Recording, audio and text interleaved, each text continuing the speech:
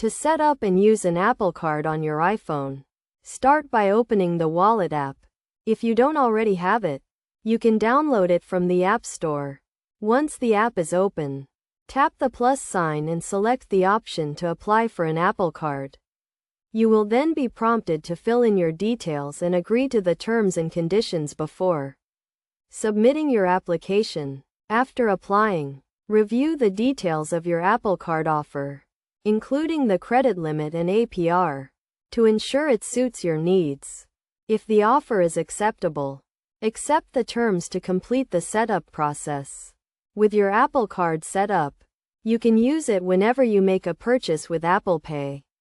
You also have the option to set Apple Card as your default card for transactions that accept Apple Pay. For purchases that don't accept Apple Pay, you can use the physical titanium Apple Card instead. Setting up and using an Apple Card on your iPhone is a straightforward process.